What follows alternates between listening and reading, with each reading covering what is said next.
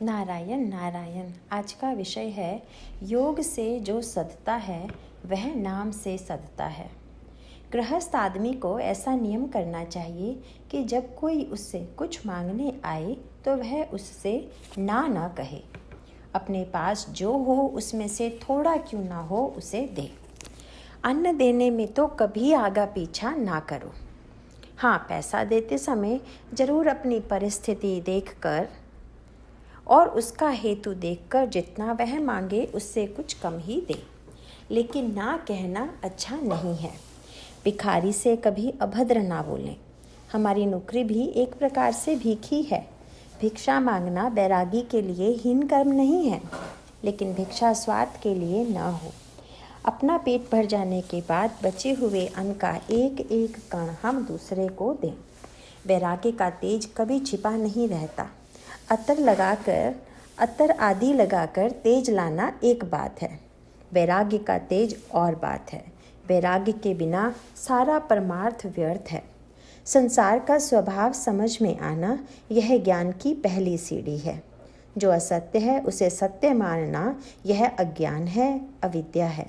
सचमुच किसी मनुष्य की पारमार्थिक योग्यता क्या है यह साधारण आदमी नहीं समझ सकता। अंतरंग साधुओं की ही समझ में आता है।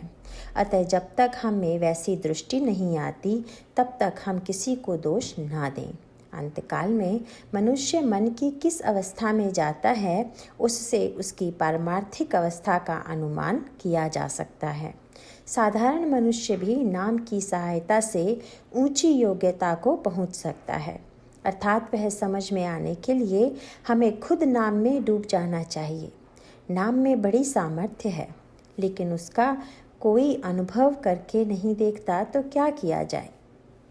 इसमें संदेह नहीं कि जो योग से सधता है वह नाम से भी सधता है।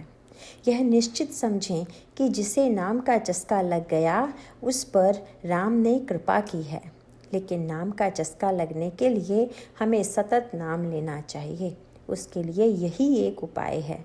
वैसे देखें तो हमें यह दिखाई देता है कि गृहस्थी में रत मनुष्य स्वार्थी होते हैं। उनके स्वार्थ में कोई बाधा न आते हुए वे परमार्थ चाहते हैं। यह कैसे संभव है? अत्यंत निस्वार्थी होने को ही परमार्थ कहते हैं। तो यह सधने के लिए हमें थोड़े स्वार्थ का तो त्याग करना चाहिए। साधु संतों के पास जाकर यही सीखना चाहिए। गृहस्थी का पूर्णतया त्याग करो ऐसा कोई नहीं कहता, और वैसा यदि कोई कहे तो उसकी कोई सुनता भी नहीं, किंतु कम से कम गृहस्थी को ही यानी अपने स्वार्थ को ही अपना सर्वस्व मत मानो। ऐसा जो संत कहते हैं तो कोई अयोग्य नहीं कहते।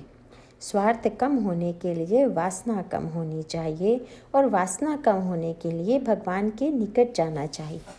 भगवान के निकट जाने या उसका आश्रय लेने में उसका अनुसंधान रखना चाहिए, और अनुसंधान टिकने के लिए उसका नाम लेना चाहिए।